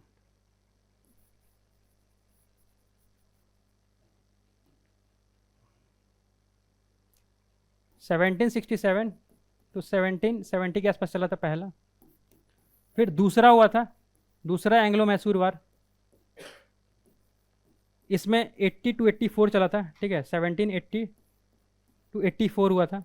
और थर्ड हुआ था अपना, थर्ड मैसूर वार हुआ था, थर्ड एंग्लो मैसूर वार। यहाँ पे भी आप मैसूर लिख सकते हो, मैसूर। थर्ड एंग्लो मैसूर वार हुआ था 1792 में। और फाइनली फोर्थ वाला जो वार हुआ था वो 1799 में हुआ था। तो बेसिकली इसका जो इंपॉर्टेंस हम लोग देख लेते हैं। देखो, फर्स्ट मैसूर वार में क्या हुआ था ना कि जो हैदर अली, टीपू सुल्तान के जो पिता थे हैदर अली, वो लड़ रहे थे ब्रिटिशर्स की तरफ से। ठीक है, मतलब ब्रिटिशर्स थी एक साइड और हैदर अली थे एक साइड। तो इसमें क्या होता है कि इसमें ब्रिटिशर्स हार जाती हैं। ठीक है, और इसी में ट्रीटी ऑफ मद्रास होता है। ठीक है, ट्रीटी ऑफ मद्रास इसमें होता है। और फिर सेकंड एंग्लो मैसूर वार में भी फिर स्टार्ट होता है। इसमें हैदर अली थे मैसूर वाले साइड से और उधर ब्रिटिशर्स थे। तो इसमें क्या होता है ना कि इसमें हैदर अली मारे जाते हैं और फिर इस लड़ाई को लीड करते हैं टीपू सुल्तान। ठीक है, जो हैदर अली के बेटे होते हैं, टीपू सुल्तान इस वार को लीड कर रहे थे। और ये इस लड़ाई का नतीजा कुछ नहीं निकलता है। ठीक है, फाइनली इसमें ट्रीटी ऑफ मैसूर होता है इसमें। फाइनली ये क्या होता है कि इसका नतीजा कुछ नहीं निकलता है और फाइनली थर्ड एंग्लो मैसूर होता है। ठीक है, थर्ड एंग्लो मैसूर में क्या होता है कि टीपू सुल्तान जीत जाते हैं और ब्रिटिशर्स इसमें हार जाते हैं। इसी में ट्रीटी ऑफ श्रीरंगपट्टनम होता है। ठीक है, इसी वाले थर्ड एंग्लो मैसूर वार में ट्रीटी ऑफ श्रीरंगपट्टनम होता है। और फाइनली 1799 में क्या होता है कि टीपू सुल्तान मारे जाते हैं और फाइनली जो मैसूर होता है वो ब्रिटिशर्स के द्वारा क्या होता है, कब्जा कर लिया जाता है। ठीक है, तो ये कुछ फैक्ट्स हम इस क्वेश्चन से एक्सट्रैक्ट कर सकते हैं। नेक्स्ट क्वेश्चन की ओर बढ़ते हैं हम लोग। और 25th क्वेश्चन है अपना, who appointed the deputy diwan of Bihar region after the battle of Plassey. तो बैटल ऑफ पलासी के बाद डिप्टी दीवान बिहार में किसे अपॉइंट किया गया था? ठीक है, राजा सिताब रॉय, मोहम्मद रजा खान, दुर्गादास, पृथ्वी चंद्र रॉय। तो डिटेल हम लोगों ने बैटल ऑफ पलासी के बारे में देखा था कि 1757 में, ठीक है, जुलाई 1757 में बैटल ऑफ पलासी लड़ा जाता है और इसमें ब्रिटिशर्स जीत जाते हैं। और इसमें जो बंगाल के नवाब होते हैं सिराजुद्दौला क्या होती है, उनकी हार हो जाती है।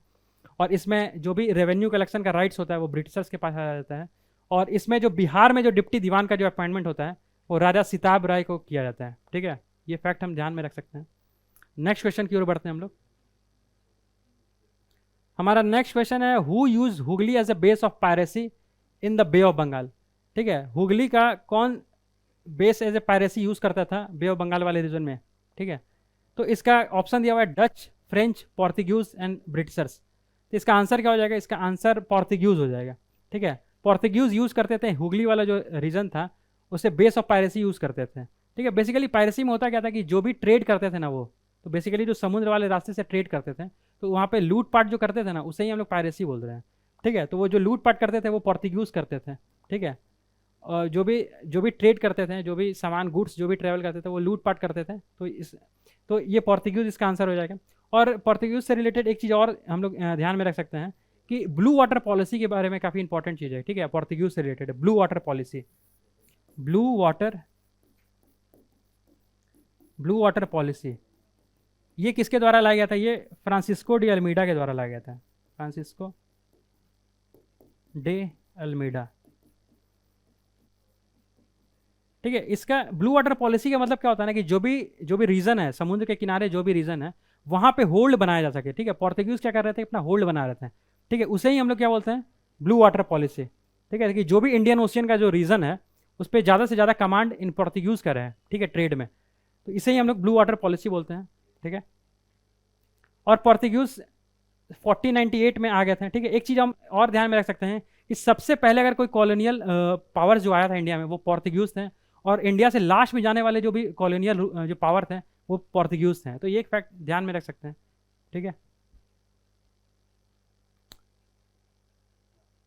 हमारा नेक्स्ट क्वेश्चन है 27th क्वेश्चन नंबर।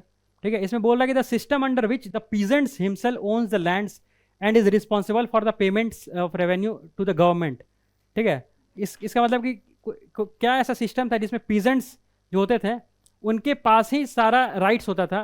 ठीक है, जो भी लैंड का जो पेमेंट करना है, वो सारा राइट्स पीजेंट के पास ही होता था। तो हम लोगों ने डिटेल देखा था कि ये कौन सा सिस्टम होता था? रैयतवारी सिस्टम होता था। इसमें सारा का सारा पावर क्या होता था? लैंड का जो रेंट पे करने का होता था, वो पीजेंट्स के पास होता था। तो रैयतवारी सिस्टम के बारे में हम लोगों ने डिटेल देख लिया था। ठीक है, कि वो साउथ वाला जो मद्रास वाला रीजन था, उस रीजन में रैयतवारी सिस्टम अडॉप्ट था। और लगभग 51% जो एरिया थे साउथ में, उस वहाँ पे ये पॉलिसी था। ठीक है, रैयतवारी वाला। और इसमें कुछ एरिया थे जैसे ड्राई लैंड थे, और कुछ एरिया इरीगेटेड थे। तो वहाँ पे रेंट, जो लैंड का जो रेंट था वो अलग अलग था। 50% ड्राई लैंड के लिए था, और 60% जो था वो इरीगेटेड लैंड के लिए था। तो ये था अपना रैयतवारी सिस्टम। अब हम लोग कुछ जैसे कि महलवारी सिस्टम और जमींदारी सिस्टम है, उसके बारे में भी कुछ देख लेते हैं। देखो, महलवारी सिस्टम की बात करें तो ये हॉल्ट मैकेंजी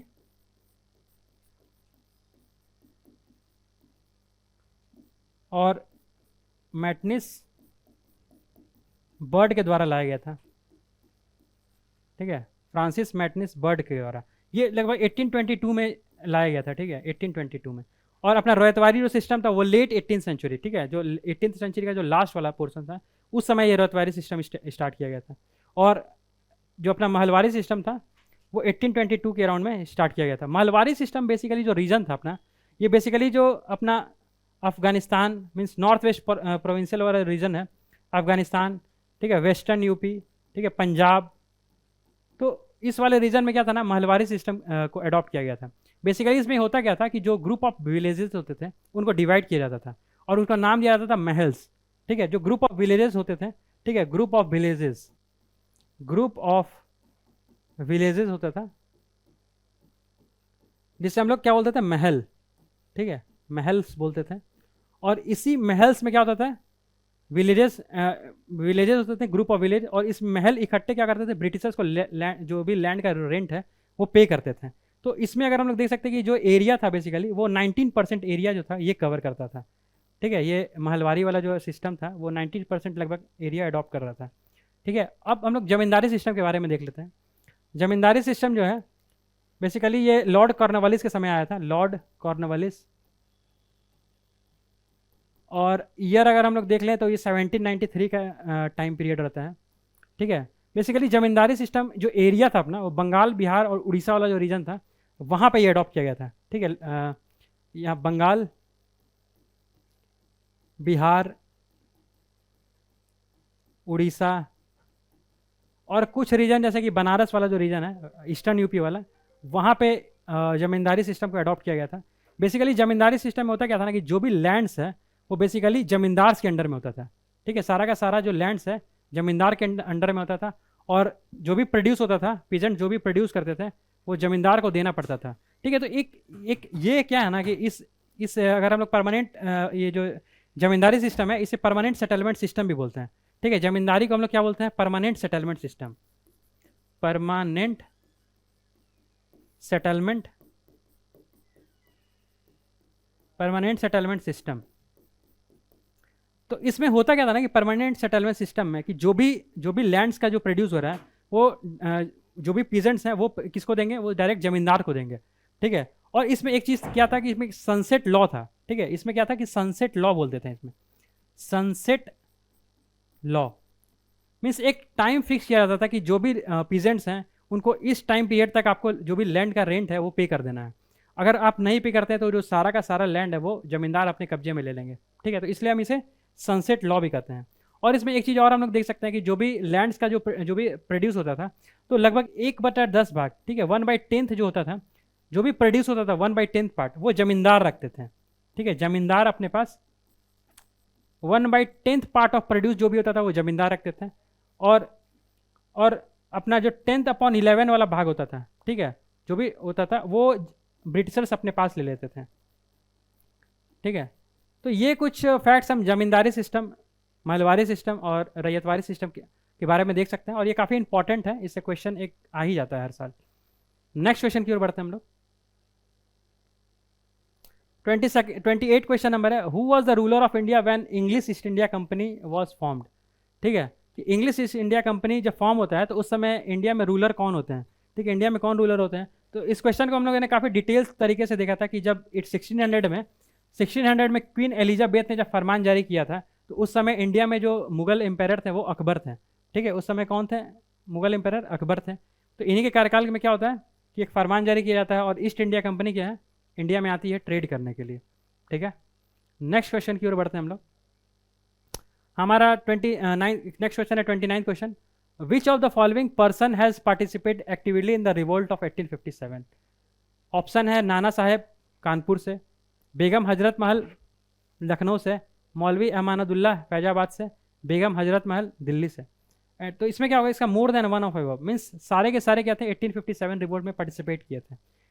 और हम लोग कुछ देख लेते हैं 1857 रिवोल्ट्स के बारे में, ये काफ़ी इंपॉर्टेंट होता है अपने इंडियन हिस्ट्री में। ठीक है, ये काफ़ी एक टर्निंग पॉइंट होता है ब्रिटिशर्स के लिए और इंडियंस जो भी लोग थे उनके लिए।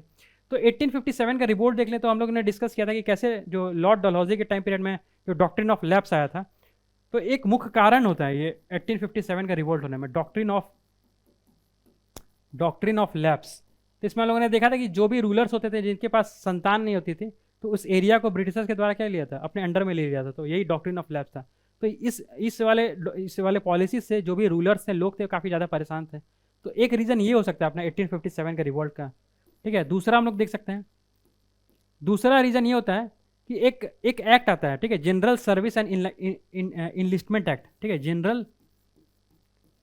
General service and enlistment act.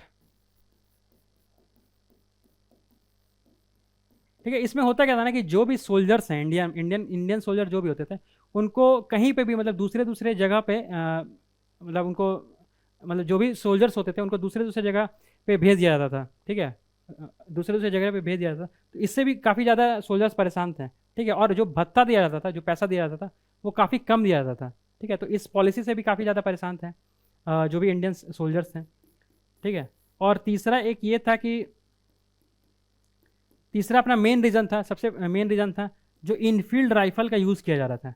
ठीक है, इनफील्ड राइफल।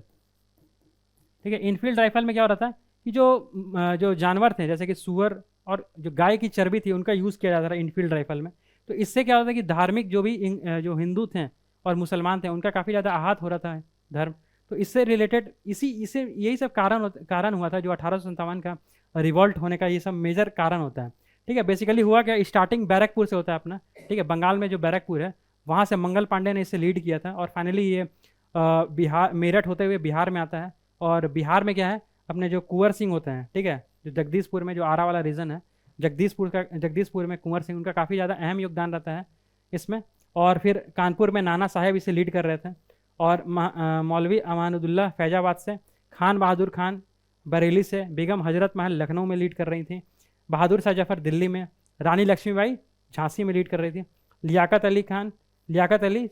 अली इलाहाबाद से, और दीवान मनी राम दत्ता ये कह रहे थे असम से। तो ये कुछ इंपॉर्टेंट लीडर्स हैं जो 1857 रिवॉल्ट्स को लीड कर रहे थे अपने अपने डिफरेंट रीजन्स में। तो इस क्वेश्चन को हम लोगों ने देख लिया कि ठीक है, ये काफ़ी इंपॉर्टेंट क्वेश्चन भी है। नेक्स्ट क्वेश्चन की ओर बढ़ते हैं हम लोग। क्वेश्चन नंबर 30 है अपना, who establish Indian association in 1876।